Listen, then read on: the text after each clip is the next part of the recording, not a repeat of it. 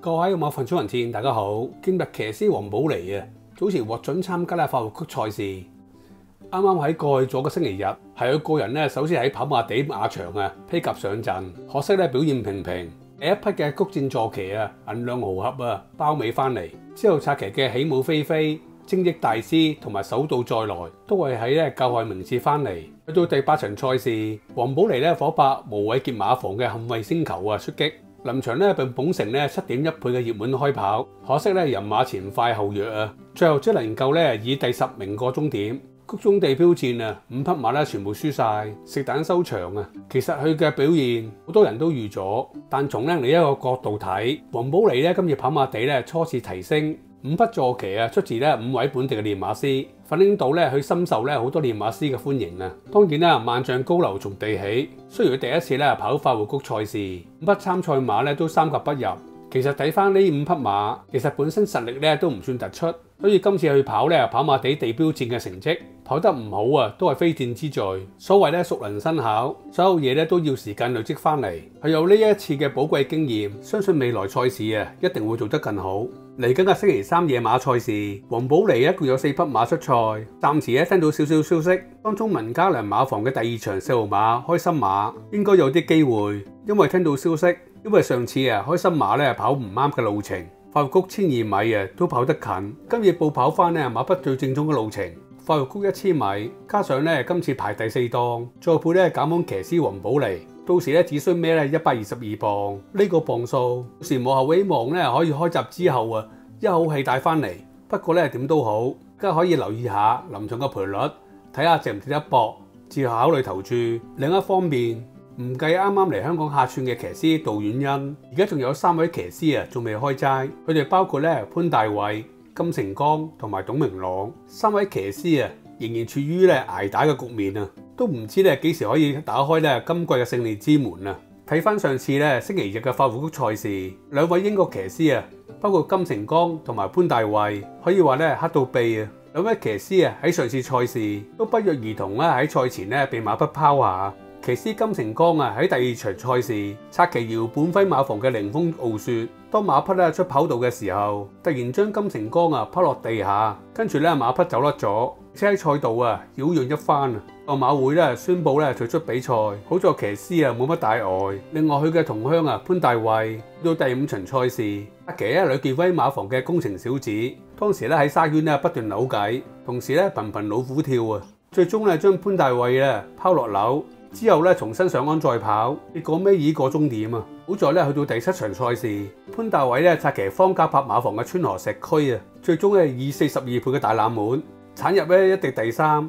計埋今次啊，算係佢個人啊喺香港出賽第4次啊可以上名嘅賽事啊。另一方面啊，星期3嘅夜馬賽事，其中一個熱門話題就係有位新力軍啊嚟香港客串，佢就係騎師杜婉欣。諗下啦，如果杜婉欣到時比呢3位騎師啊更早開齋，咁呢3位騎師啊一定更加冇癮，所以佢哋啊真係要加把勁啊！希望可以早日夜馬開齋，如果唔係啊，隨時好快啊黯然離開香港啊！講翻呢英國騎師啊，杜婉欣喺星期3正式開始啊去香港客串之期啊，佢今次客串啊一共跑7個星期嘅賽事，嚟緊嘅星期3法活谷賽事，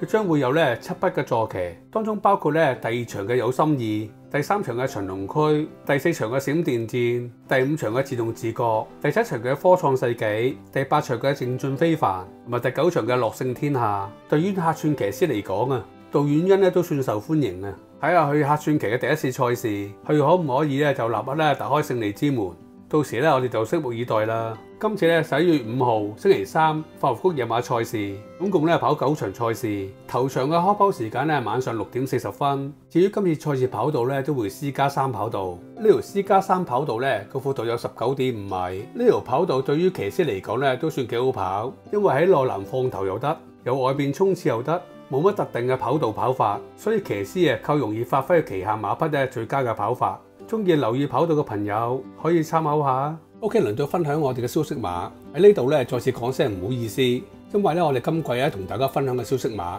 成績都唔係咁好，對於一向咧支持我哋頻道嘅朋友真係非常對唔住。不過咧有時我哋發覺啊，同大家分享嘅消息馬今季咧都比較離奇啊，因為喺 YouTube 咧同大家分享嘅馬匹好多時咧比嗰隻死嗰隻。我哋都感到咧無奈啊，同埋冇癮啊。所以對於咧我哋嘅分享嘅消息碼，大家聽完之後可以當聽下笑話，甚至乎咧當一盞明燈啊，睇少一隻。不過高物論點都好，大家入嚟聽啊，我哋都非常開心。期望我哋咧可以盡快咧突破我哋嘅成績，帶俾大家好運。至於今次賽事，由於分享俾大家嘅消息碼咧運氣麻麻，所以我哋咧想同大家只係分享一匹嘅消息碼。呢匹馬咧應該屬於熱門，但係聽到消息咧都應該幾穩陣。點都好啦，希望到時呢匹馬咧有好表現啦。OK， 今次賽事我哋想同大家分享嘅消息馬係第3場2號馬飛輪霸。飛輪霸咧呢一匹由練馬師姚本輝嘅輝哥引入俾馬主嘅澳洲 PPG， 今年4歲，隸屬姚本輝馬房。飛輪霸咧喺上年年尾到達香港之前，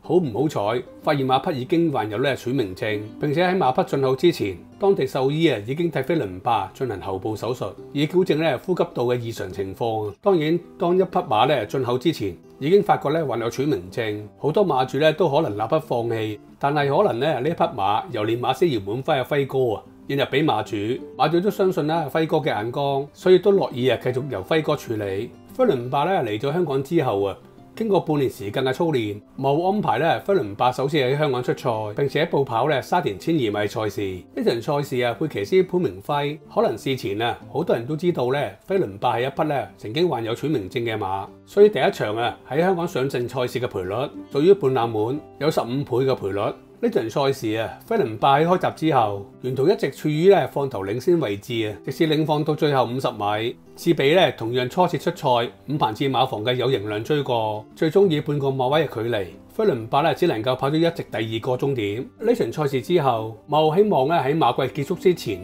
可以替馬主贏取頭馬，所以3個禮拜之後立刻繼續報跑沙田1200米，並且繼續佩騎師潘明輝。飛輪霸一改上次放頭領先嘅策略，今次喺開閘之後冇刻意放頭，沿途只係貼住條欄留守喺前邊3、4位位置，一直入到直路之後，飛輪霸想由裏邊抽出，但係喺佢前邊2匹馬，包括由騎師黃志雲策騎嘅可蘭寶，同埋由騎師鍾易禮策騎嘅標之多多，2匹馬形成三文治咁樣，令到飛輪霸無路可出，足足困咗接近250米，直至去到最後150米之後，飛輪霸終於可以喺可蘭寶同埋標之多多中間罅區位置揾到空位，望空衝刺。嗰剎那，飛輪霸即時有反應，並且立刻以凌厲嘅後勁從後殺上，但好可惜，因為俾其他馬匹遲發力，最終輸俾由騎師潘頓策騎嘅百駿福星。飛輪霸又只係以一條咁嘅距離輸咗呢場頭馬。我哋不如睇翻呢場賽事嘅直路，睇下飛輪霸喺直路嘅遭遇，令到點樣同頭馬擦身而過呢場賽事係第814場次。海南寶埋邊，咁外邊位置有呢隻就係標之多多出邊賢力寶第4位飛輪霸63未有位外邊百駿福星亦都上緊嚟，後多層嘛，出邊追係高感同埋幸運愉快，最後200米都埋邊海南寶鬥緊標之多多，中間賢力寶追，外邊仲有百駿福星，飛輪霸埋邊揾到個位打咗上嚟最後100米都外邊百駿福星，入邊位置係飛輪霸接近終點第1名，百駿福星贏第2名飛輪霸。第3名係高感，第4名似乎係嗰隻標之多多有機會捱到結果今場賽事呢隻百駿福星咁都係有運啦，又有馬棄權咗後備補上，咁結果埋邊飛輪霸有啲塞車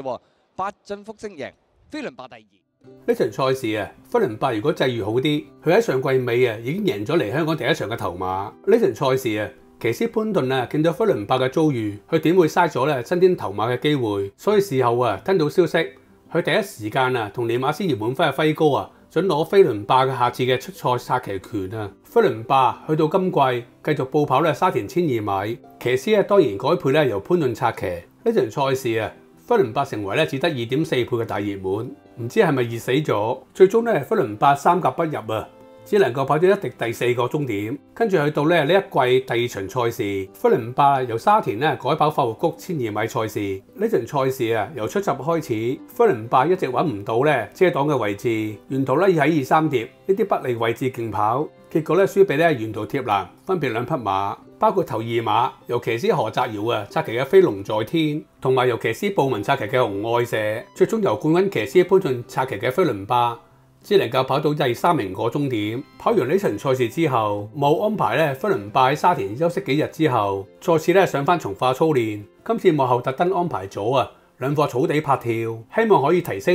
飛輪霸嘅狀態。聽到消息啊，今次飛輪霸嘅狀態比上次好，馬匹更加收身紮實啊！今次賽事我繼續同佢報跑。上次快活谷路程1200米，今次繼續配冠軍騎師潘頓。聽到消息，人同馬今次嘅決心都好大，希望可以替馬主贏出頭馬。當然今次賽事貴為香港冠軍騎師嘅潘頓已經一連2次駁失飛輪霸。如果係其他騎師呢個策騎權已經落喺其他騎師身上啊，所以騎師潘頓錯次策騎，今次一定小心翼翼，務求可以替飛輪霸贏到嚟香港第一場嘅頭馬，同埋一手引入俾馬主嘅練馬師姚本輝輝哥打響招牌。OK， 多謝大家收睇，希望如果中意呢條片嘅朋友可以俾個 like 我啦。另外如果未訂閱我呢個頻道嘅，希望可以得到你嘅訂閱啦。多謝大家嘅支持，拜拜。